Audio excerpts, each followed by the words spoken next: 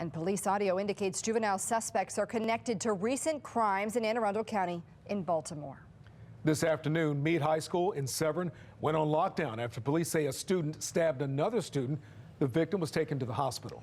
And Baltimore police say they are looking for young suspects after a deadly triple shooting last night along York Road. A 52-year-old woman was killed. 2 others were injured, including an 11-year-old girl. Now, these incidents come as Department of Juvenile Services Secretary Vincent Schiraldi says DJS is making progress on juvenile crime. Fox 45's Vincent Hill joins us live with a look at the calls for accountability after these violent incidents to start the year. Vince. Yeah, well, Maxine and Kai, March will mark 2 years since Schiraldi took office at DJS, and he says the data says juvenile crime is going down, but cases on the street says otherwise. He was transported to shock trauma. Thursday morning, a 17-year-old stabbed inside Meade High School in Anne Arundel County. Suspect, according to police. We do know that more than likely they were part of the student population. Another juvenile. So can you respond to this statement made in the report? Last week in Annapolis, DJS Secretary Vincent Schiraldi under the microscope from lawmakers. It's a matter of lots of discussion in the press and among members of the public. Facing tough questions about the state of juvenile crime. I hope you can answer it now. But the secretary blaming the media for misguided information. For whatever reason, the media reported that it didn't happen in a case that I can't comment on. While the secretary pleads the fifth, the cases of juvenile crime continue to pile up.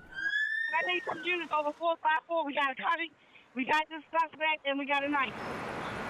Last week, another stabbing outside Carver High School. The suspects, 2 juveniles. FOP President Clyde Boatwright. I think it's a culture of not being held accountable. Speaking out about the stabbing shortly after. There's a cog in the system where the Department of Juvenile Services gets involved, and there's no real accountability for those that commit these offenses against other people. In the cases of juvenile crime extending outside the classroom.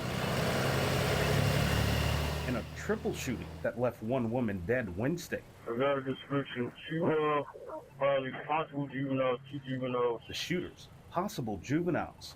Meanwhile, Do we have any units in reference to the shooting heading over to the hospital? last week, Baltimore police arresting a 17-year-old for attempted murder for a shooting in southwest Baltimore. I think kids with guns is a good thing. It's scary to think someone that young can have a gun and would want to shoot someone. But according to police audio from a deadly McDonald's shooting 2 weeks ago, the alleged shooter, even younger.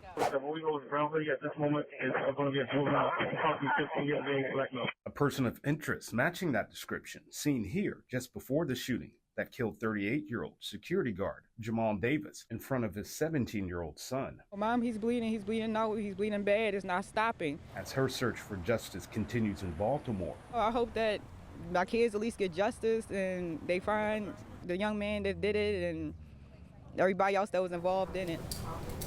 In Annapolis, as Schiraldi says, his department is improving. I think that the department I inherited was doing none of this, and we're doing more of it, and we will do even more of it. Lawmakers are asking for more to solve the problem of juvenile crime. I think you need to do a lot more of it, because I think the public expects that your department is going to take a child who's in trouble and actually solve the problem. Meanwhile, those calls for Schiraldi to resign continue to get louder and louder.